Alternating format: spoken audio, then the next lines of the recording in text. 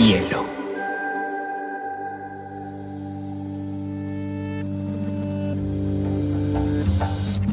Coincide con la noción de estilo tal como se define en el diccionario. La lectura debe ser una de las formas de la felicidad y no se puede obligar a nadie a ser feliz. Pero no tengo idea de lo que va a suceder después. Entonces un libro debe escribir esa situación. Y digamos que el cuento se escribe así. Y a mí la cosa más importante que me ha pasado en la vida ha sido aprender a leer una pizca de exageración en esa frase.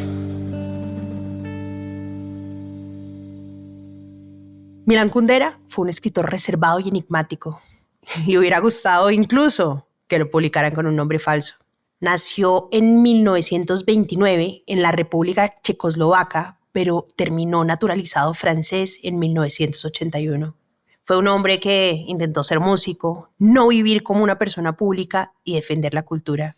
Logró exactamente lo contrario, ser escritor, reconocimiento mundial y nunca pudo evadir el peso político de sus palabras.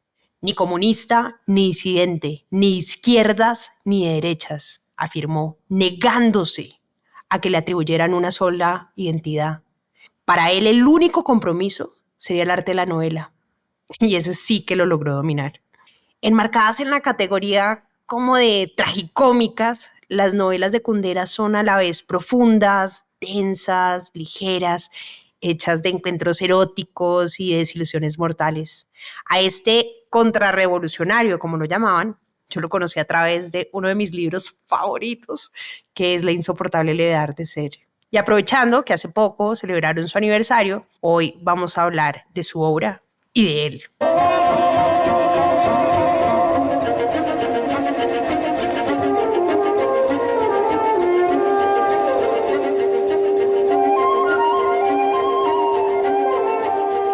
Dicen que de las mejores formas de entender a Milan Kundera es leyendo a Nietzsche y que el autor checo, que comparte la gloria en su país con Kafka y con Havel, lo han definido como un filósofo político que no le rinde culto a la modernidad y se niega a creer.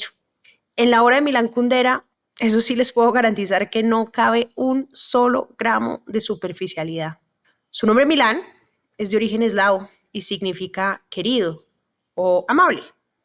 Sencillo, sí, pero muy lejos de la complejidad que lo definiría, que es nihilista. Van a decir, ¿y qué diablos es un nihilista? Según Nietzsche, el filósofo, que es el mayor exponente del nihilismo, es alguien que prefiere creer en la nada o no creer en nada. Les voy a leer el comienzo de ese libro, La insoportable levedad del ser, que arranca con una metáfora de Nietzsche y que suele ser además una de las razones por las que los lectores ven ese pedazo todo filosófico y se asustan y dejan el libro en la primera página. No importa cuántas veces la gente haya recomendado, siempre muchos lectores llegan a él y se asustan, pero no se asusten, hay que leerlo varias veces y realmente es un arranque súper bonito. Empieza así. ¿Qué sucedería si un día o una noche un demonio te siguiera hasta tu soledad más solitaria y te dijera, esta vida, tal como la vives ahora y la has vivido, debes vivirla una vez más e innumerables veces, y no habrá en ella nada nuevo, sino que cada dolor y cada alegría y cada pensamiento y cada suspiro y todo lo indecible, pequeño y grande de tu vida debe volver a ti, y todo en la misma serie y secuencia, y lo mismo esta araña y esta luz de luna entre árboles, y lo mismo este momento y yo mismo. Sí, es bastante filosófico, pero en realidad es muy bonita. Y uno a lo largo de la novela por fin entiende este extracto de Nietzsche. Kundera se basaba en lo que definiría San Agustín de Hipona como un no creyente, o sea, alguien que no cree en nada. Por lo menos eso era lo que trataba de mostrar sobre la humanidad en algunos de sus libros, y por eso dicen que sus libros como que rozan un poquito el existencialismo.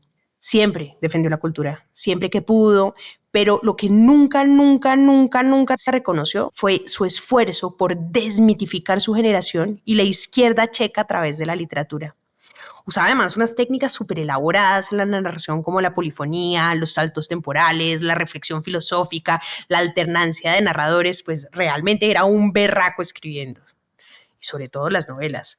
Jugaba con el lector como entre la realidad y la ficción. Y de verdad que los ejercicios son muy interesantes. Y si algo amaba, quizás más que la música, era ser novelista. Decía que el escritor se escribe en el mapa espiritual de su tiempo, de su nación, en el de la historia de las ideas. El único contexto en el que puede captarse el valor de una novela es el de la historia de la novela. El novelista no tiene que rendirle cuentas a nadie, salvo a Cervantes. Me parece muy bueno.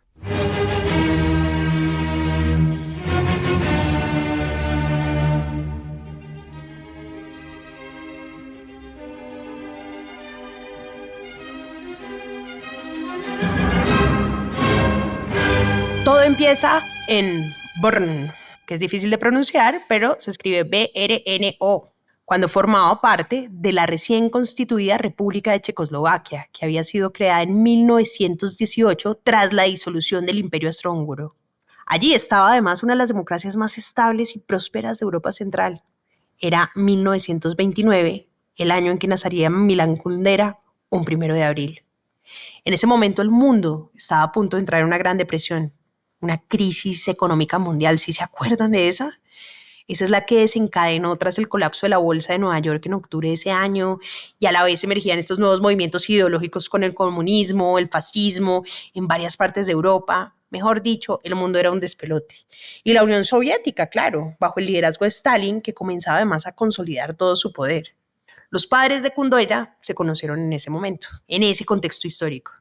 Vivía Ludvík Kundera, que era un señor que estudió piano bajo la tutela del famoso compositor checo Lajos Žarásek, y fue musicólogo, fue profesor, fue además director del conservatorio de Brno y estaba destinado a enamorarse de Matilde Kundera, una profesora de la que en realidad no se sabe mucho, pero sabemos, eso sí sabemos, que es la madre de Milán.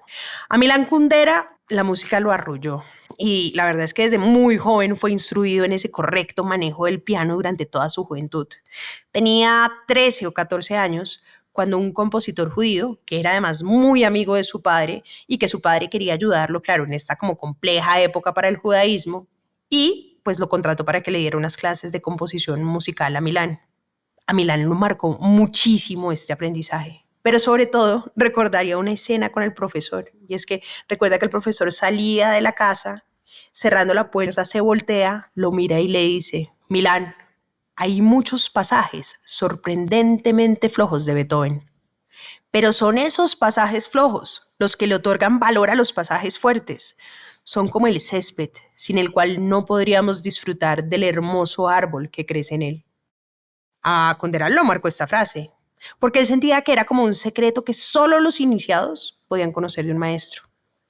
A Kundera lo apasionaba la música y reconoció que gracias a ella encontró la libertad. Y muy a menudo utilizaba conceptos musicales como metáforas en la escritura. Por ejemplo, en el libro Los Testamentos Traicionados, que es un ensayo bastante interesante, la verdad, revela gran parte de su conocimiento sobre la historia y la evolución de la novela, especialmente en el siglo XX. Acá viene un chismecito literario. En este libro es que uno entiende la postura radical de Kundera, en la que argumenta que nunca debía mezclarse la biografía con la obra del autor. Kundera odiaba que lo entrevistaran, pasaba desapercibido, y creo que acá uno entiende por qué esa postura tan radical. Yo no sé si ustedes se acuerdan de la historia de Franz Kafka. Hicimos un episodio especial sobre él, y lo que le pasaba a este otro autor checo es que él nunca fue conocido como escritor a lo largo de su vida, y cuando se murió, dice la leyenda, que su mejor amigo, que es Max Brod, que era Max Brod, lo cogió, y Kafka le pedía como: necesito que quemes toda mi obra, no quiero que nadie conozca esto, necesito que quemes todo, quema toda la obra. Y Max Brod le dijo: no, yo no voy a quemar tu obra, no voy a quemar tu obra. Y por Max Brod, que fue quien se dedicó a recomendar la Metamorfosis, la Carta al Padre y toda la obra de Kafka, fue, digamos, el gran promotor. Bueno, Kundera se burla un montón de Brod en este libro. Dice que en realidad Brod, pues le falta decir que lo que hizo de Kafka su amigo Brod fue un producto de marketing. Y explica que lo que hizo Brod fue en realidad crear una kafkología. Y dice que incluso hay kafkólogos, y que esos kafkólogos, aunque tienden a distanciarse del padre, nunca abandonan el terreno que se les ha delimitado.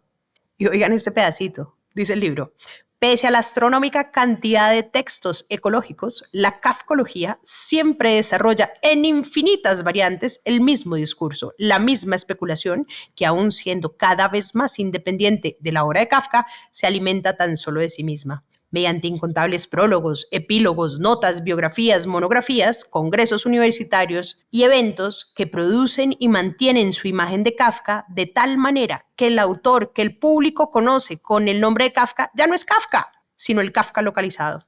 Y lo que es muy divertido de esta crítica es que, claro, coge todos los textos de Kafka y trata de mostrar cómo todas las ediciones, las adaptaciones, los ajustes, la biografía que montó Brod, pues no corresponden a la realidad. Entonces dicen, pucha, es que el peso de la obra, de verdad el autor, tiene que leerse desde la obra. Y claro, Brod como que editaba la vida sexual de Kafka, decía unas cosas, como que creó un personaje particular de la literatura, y pues Kundera dice con todo el humor del mundo, hombre, si los biógrafos no conocen la vida sexual de su propia esposa, pero sí creen conocer la de Stendhal y la de Faulkner, obviamente riéndose. Bueno, no sobra decirles que Kundera se escondía muchísimo de esa vida pública, tanto que se sabe poquísimo. Solamente se le conocen 2 mujeres, solo se le conocen muy pocas atribuciones, o sea, era dificilísimo acceder de él, porque claro, él lo que decía es todo lo que hay que conocer de una obra está en la obra, no está en el autor, no está en sus intimidades, no está en los chismes de su vida privada, está en la obra. Y claro, también como Kundera lo calificaban de político, lo calificaban de rebelde, lo calificaban de tantas cosas, él decía que odiaba, pero así, odiaba profunda, violentamente a todos los que querían encontrar en una obra de arte una actitud, fuera política, fuera filosófica, fuera religiosa, en lugar, y oigan esto tan bonito, en lugar de entender que una obra lo que tiene es una intención de conocer, de captar este o aquel otro aspecto de la realidad.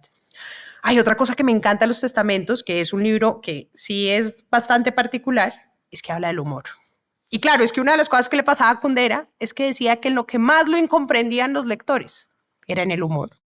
Dice algo así como que el humor es el rayo divino que descubre el mundo en su ambigüedad moral y al hombre en su profunda incompetencia para juzgar a los demás.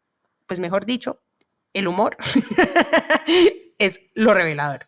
Consideraba además que de él, cuando los lectores lo leían a él, la gente se tomaba demasiado en serio los pasajes. Y para él había escrito como esos pasajes en forma de sátira, se estaba burlando específicamente de una situación, y él consideraba que había pasajes enteros completamente irónicos y los lectores se lo tomaban tan en serio que sacaban los textos y los atribuían en biografías y los descontextualizaban, y él decía, hombre, pero si yo estaba molestando. Según Kundera, la ironía quiere decir que ninguna de las afirmaciones que uno encuentra en una novela pueden tomarse aisladamente. Pues eso de que uno coge una frase y dice, es que esto quiere decir la novela, no.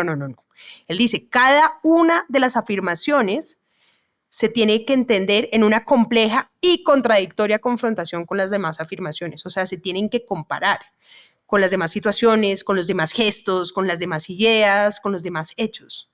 Y que por eso, para uno entender realmente una novela y un contexto, tiene que tener una lectura muy lenta, muchas veces repetida, que además pone como en evidencia las relaciones irónicas que hay entre una frase y otra, y que si uno no hace una lectura así completa, pues no va a entenderla. Pues ya vieron como la densidad de Kundera. Mejor dicho, bastante profundo el muchacho sí es.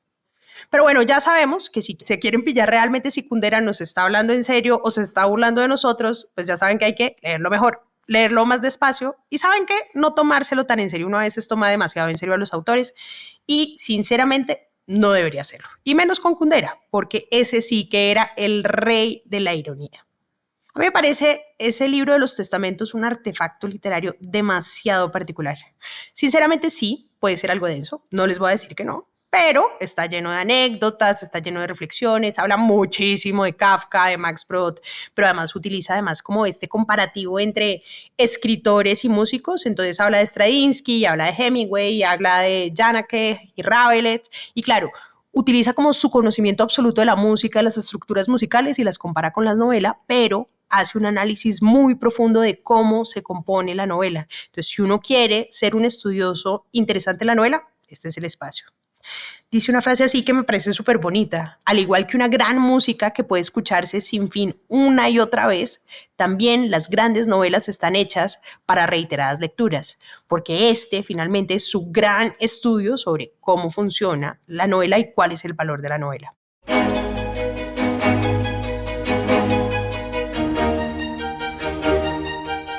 En un documento policial de 1950, acusan a Milán Kundera de haber denunciado a un soldado desertor. Este pobre soldado fue arrestado y pagó una condena de 13 años de prisión.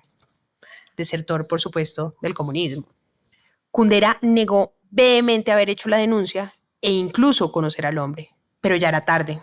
Esa acusación dañó su reputación en su país natal. Y aunque esa autenticidad de ese documento sigue en duda, hay quienes sugieren que podría haber sido una herramienta política para desacreditar a Kundera. ¿Nos sorprende? No, no nos sorprende. Bueno, el hecho es que con esta acusación, en 1956, le vuelven a dar la bienvenida al partido. Para entonces ya había terminado el poemario El hombre es mi jardín y estaba a punto de entregar monólogos de posición procomunista.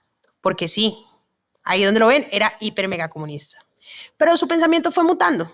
Una década después publicó La Broma, su primera novela, una sátira del comunismo estalinista que le mereció el premio de la Unión de Escritores Checoslovacos como reconocimiento por su obra. La historia del bestseller de 1949 en la llegada de comunistas a Checoslovaquia es el de una joven estudiante y, claro, un ferviente comunista, Ludwig Jan, que se enfrentan además a una trágica ironía. Él envía una postal en broma a una compañera que dice algo así, abro comillas, como: el optimismo es el opio del género humano. El espíritu humano apesta idiotez. Viva Trotsky. Cierra comillas. Obvio la denuncia por su crítica al optimismo ideológico que lo lleva a ser nuevamente expulsado del Partido Comunista. Ella se lo tomó muy en serio y no se dio cuenta que era una broma, pero por supuesto la novela busca explorar eso. Es como un simple gesto. Puede desatar consecuencias devastadoras en un sistema opresivo. ¿Cómo le pasó a él? Y eso arruina la vida del protagonista, Ludovic, llevándolo a vivir 7 años de trabajo forzado, apartándolo de su novia y de su vida. ¿Me van a decir que la vida de un autor no está vinculada con la obra? Pues podemos discutirlo a lo largo de este episodio. No nos sorprende que los lectores lo asocien con su biografía. Hay demasiadas coincidencias. Pero bueno, me callo porque Kundera después sale de la tumba y me jala las orejas y eso sí que no lo queremos. El poeta Luis Aragón, que es un poeta francés, diría que es la novela ideológica por excelencia, lo que claramente para Milán Kundera era un insulto.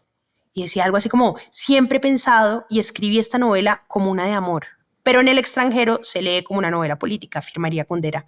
Pero no importa lo que diga, para los lectores, toda lectura de Kundera es política. Luego vino la Primavera de Praga, 1968, que fue apoyada por Kundera, quien pasó a ser nuevamente crítico de la invasión soviética, la cual aplastó el movimiento reformista de la liberación política y condujo a un periodo de represión. Esta posición le costó nuevamente la expulsión del Partido Comunista 2 años después de manera definitiva. Casualmente, el mismo año que publicó El libro de los amores ridículos, su primer volumen de cuentos, que posteriormente sería leído como una novela. Pero saben que la presión no fue solo política. Perdió su puesto como profesor de guión. Pero la música, que en realidad es su primer amor, y a la que había traicionado con la escritura, lo salvó. Vivió, ahí como lo ven, de chisga, hasta que se exilió en Francia. Decía algo así como: sentía la levedad del vacío en mi vida. Así vivía el momento. Y bueno, así muy casual dijo un día como: el olvido es una gran energía negativa que es capaz de absorberlo y devorarlo todo. Y hay poderes que saben usar esa energía negativa y que organizan el olvido. Hablando obviamente del presidente de Checoslovaquia, al que él bautiza como el presidente del olvido. Y claro, con eso pues pierde la nacionalidad. Esta además, cuando se va a Francia, exiliado, sin nacionalidad checa, es la razón por la que sus obras, que exploran el totalitarismo, la libertad y el determinismo histórico, nunca se dieron a conocer en estos primeros años en su país de origen, sino que en su segunda patria, que era Francia. Solamente en 1989, cuando se acaba el régimen comunista de Checoslovaquia, Kundera regresa brevemente a su país. Esa, además, sería la única vez que lo visitaría. Pero si ustedes le preguntan a los franceses, Kundera es más francés que checo, eso sí, sin lugar a dudas. Nunca olvidaría cómo desde el exilio, sin ser todavía ciudadano francés, tuvo que ver cómo las autoridades comunistas de la antigua Checoslovaquia le retiraban esa nacionalidad. Él vivió como un inmigrante hasta 1981, cuando finalmente Francia lo reconoció como ciudadano. Por eso les digo que para los franceses es más francés que cualquier otro francés. Je me lève et je te bouscule, tu ne te réveilles pas comme d'habitude. Afortunadamente tuvo compañía en el exilio. Su segunda esposa, Vera Tabakova, que desde 1967 aparece en La Vida Emocional. También su editora y traductora, y quien se vio forzada a salir de República Checa después de hacer unas emisiones clandestinas de resistencia a la ocupación. A ustedes como a mí les puede resultar difícil creer que con lo abierto y directo que fue, y con la cantidad de descripciones de infidelidades que hizo en sus libros, la vida privada de Kundera fuera exactamente lo contrario, y que exista demasiado poquita información sobre su vida. Ya les había contado que era súper reservado con sus asuntos, tanto que de sus amores solamente se conoce uno más. Fue en los 50 y se trató de su primer matrimonio con Olga Hasova-Sarmakova. Seguramente pronuncié mal el apellido, pero se los dejo ahí abajo. Una cantante de ópera y actriz, hija del compositor Pavel Haas, uno de sus profesores de composición y quien moriría en Auschwitz. A Kundera no le gustaba exhibirse en los eventos o ser fotografiado y odiaba que lo entrevistaran.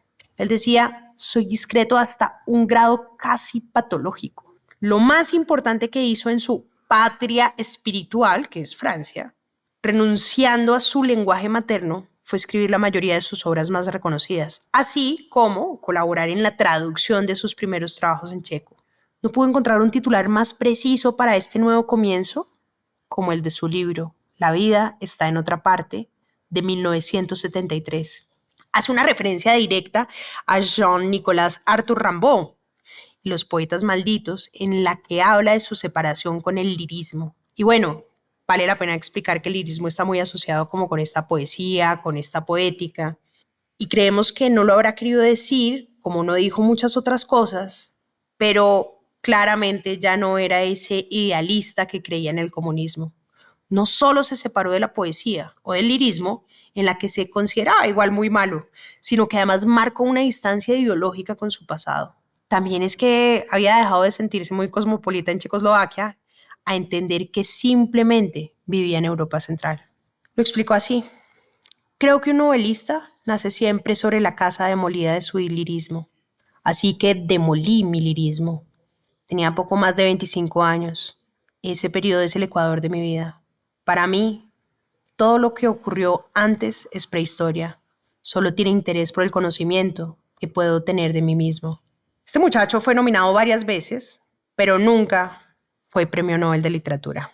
Sí, es como Murakami, que lo mencionaban y lo mencionaban y lo mencionaban y nada. Eso sí, recibió muchos galardones. El Premio Europa de la Literatura, el Premio Jerusalén, concedido además a escritores que han luchado por la libertad de la sociedad. Y ganó el premio Franz Kafka, irónicamente después de criticar y matar a Kafka, por su trayectoria literaria compuesta por 4 ensayos, 1 obra de teatro, 2 libros de poesía y una larga lista de novelas, porque sí que era productivo Kundera. Incluso en el reino de Rodanda, un territorio ficticio que muchos escritores han recibido el título de rey, Milán Kundera fue duque de Amarcord por Javier Marías, quien entonces ostentaba el reinado. ¿Se imaginan lo que habría sido tener de profesora Kundera? Yo no creo que hablara más de lo que debía, pero los franceses sabrán más, pues además aceptó ser maestro de la literatura en la Universidad de Rennes y luego en École des Hautes Paris. Lo que fue una ruta de escape, efectivamente, fue otra vida. Así dijo adiós a su país forzosamente. Miren, todos los escritores que se exilian están totalmente traumatizados y en su obra sí que se ve también esta representación. Inspirado además en las inquietudes y en las tensiones que había en ese momento histórico entre el este y occidente, el autor escribió otro de sus libros, que es El libro de la risa y el olvido. Es un texto que está como dividido en 7 partes, en las que explora la naturaleza del olvido, tal y como ocurre en la historia, la política, en la vida de las personas. Es una forma muy bonita y lo hace a través de personajes checoslovacos que se oponen al régimen comunista de su país. En una parte de la novela, además, hay como un grupo de fieles, ¿no? Un grupo de fieles comunistas que bailan en un círculo, se elevan en el aire, sobrevuelan la ciudad, ríen como ángeles, mientras, debajo de estos bailarines, los verdugos matan a los presos políticos. Dice el narrador de esta sección, que necesariamente no puede formar parte de este grupo: me di cuenta, con angustia en el corazón, de que ellos volaban como pájaros y yo caía como una piedra, de que ellos tenían alas y yo nunca las tendría. Suena poderoso, ¿verdad? Pero no hizo tanta bulla como su obra maestra publicada en 1984, que es mi gran favorito y que obviamente vamos a hablar de él, que es La insoportable levedad del ser. Es difícil encontrar una novela que tenga la combinación perfecta entre la profundidad de sus ideas y una historia envolvente, con personajes literarios memorables que se le queden a uno así en la memoria como si fueran amigos o amantes. La insoportable levedad del ser es un librazo porque logra destacar experiencias universales que muestran la dimensión psicológica de las relaciones de pareja, llenas de complejidades, llenas de contradicciones que conviven en el eterno conflicto entre un compromiso entre la fidelidad y las libertades. Se los juro que creo que los que defienden el poliamor o las relaciones abiertas deben usar este libro como Biblia, o por lo menos lo citan, y si no, que lo lean. Es una novela que se enmarca en la ocupación del ejército soviético en Checoslovaquia a finales de los 60 y narra la vida de varios protagonistas. Entre esos está Tomás y Teresa, su pareja, y Francis Sabina, su amante. No me sorprende que este sea el libro favoritísimo de muchísimos lectores porque narra desde las relaciones de sus protagonistas por medio de los conflictos, por medio de las infidelidades, por medio de las deslealtades, de los dilemas entre si quieren sexo, si quieren enamorarse, si quieren entregar el alma o entregar el cuerpo, todo tipo de cuestiones filosóficas y existenciales a las que todos nosotros nos hemos visto enfrentados cuando queremos crear un vínculo con otro ser humano que amamos o que solo deseamos. Pero para mí también ha sido una Biblia, o por lo menos es un libro que es un gran maestro sobre las relaciones, porque me recuerda que cada ser humano tiene diferentes expectativas y diferentes necesidades en una relación. Y olvidamos lo difícil que es encontrar un equilibrio entre lo que das y lo que esperas recibir. A mí, por ejemplo, me enseñó que el amor nunca basta, porque hay fuerzas internas y externas que van evolucionando y cambiando las dinámicas que pueden unirnos o separarnos para siempre. Este es uno de los pocos libros que he releído muchísimas veces en la vida y siempre regreso a él en momentos trascendentales. Es como un oráculo que me permite mirarme y cuestionarme sobre muchos dilemas y momentos que atraviesan.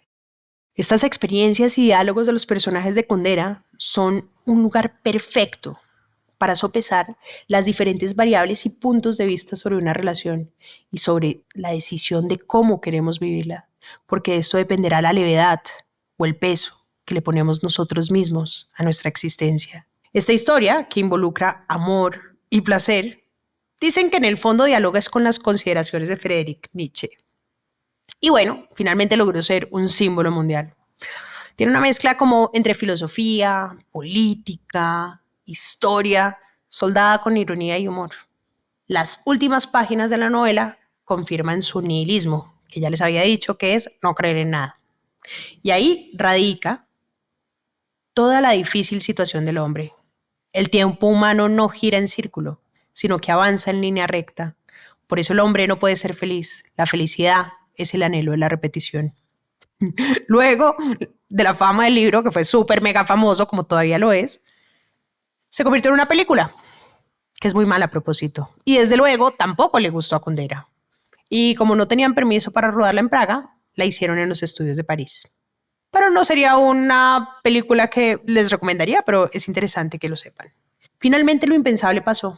Y en el 2006, estando él vivo, pudo ver cómo La insoportable levedad del ser se publicaba por primera vez en su país. No, solo 22 años después de haber sido dictada en Francia. Y al año siguiente recibió el Premio Nacional Checo de la Literatura. Pues menos mal. Y adivinen que en 2019 recuperó la nacionalidad checa y unas respectivas disculpas del embajador por los ataques que sufrió durante tantos años. A su esencia como escritor le han cargado algo de Miguel Cervantes, Laurence Sterne, François Rabelais, Denis Diderot. Yo lo que veo es el narcisismo de Jean-Paul Sartre en sus personajes, pero Kundera nunca lo hizo explícito y más bien criticó el excesivo compromiso político de Sartre en la literatura, pues pensaba que las presiones ideológicas podían limitar la libertad de su escritor. Sí, eso pensaba Kundera, lo escucharon bien. Lo que pasa es que nos resulta un argumento debatible teniendo en cuenta que la política hizo parte del trabajo de Kundera, aunque no fuera a propósito o lo quisiera negar. Je suis attiré par la fantaisie, déchaînée, onirique, absolument libre, irresponsable. Et d'autre côté, je suis de la même façon attiré par le contraire, à savoir par une analyse froide, par une description cruelle de la realidad. Como perfecto nihilista, se despidió de la literatura con un libro que se llama La fiesta de la insignificancia, una última novela en la que asocia el humor con la insignificancia e invita al mundo a reconciliarse con su imperfección, que puede ser además el mensaje de ese hombre que llegó a los 94 años, habiendo visto el surgimiento y la caída del estalinismo, evidenciando pues su propia evolución como escritor. Muere el 11 de julio del 2023, dejando novelas que examinan las complejidades de las relaciones humanas, especialmente en el contexto de la intimidad y el deseo sexual, aunque con una masculinidad algo anticuada para las mujeres del siglo XXI, siempre forzando el límite entre la libertad y las restricciones, porque como él escribió, podemos cambiar el peso de la eterna recurrencia por la ligereza de estar vivos aquí y ahora. Pero de él aprendí lo esencial, el valor de la novela. Él decía que lo importante es la revelación de las posibilidades hasta entonces ocultas de la existencia. Como tal ha dicho de otra manera, la novela descubre lo que está oculto en cada uno de nosotros.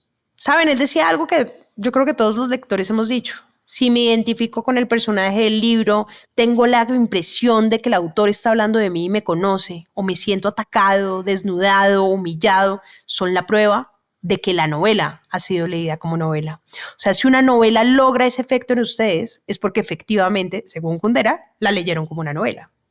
Pienso que si Kundera nos oyera, editaría todas y cada una de las referencias de su existencia. Diría que solo fue un novelista y añadiría tal vez esta cita de Flaubert, que está en su libro de El arte de la novela. El artista debe hacer creer a la posterioridad que no ha vivido. Si ustedes me preguntan, para cerrar, Kundera es un maravilloso autor que ni siquiera él, a pesar de haber sido editado, haberse escondido, haber pasado de agache, puede evitar las enormes asociaciones con su biografía y la importancia de su vida versus su obra.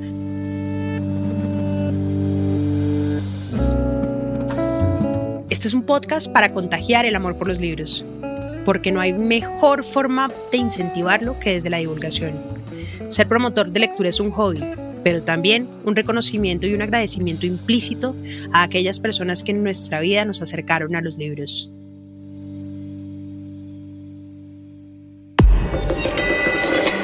Bielo.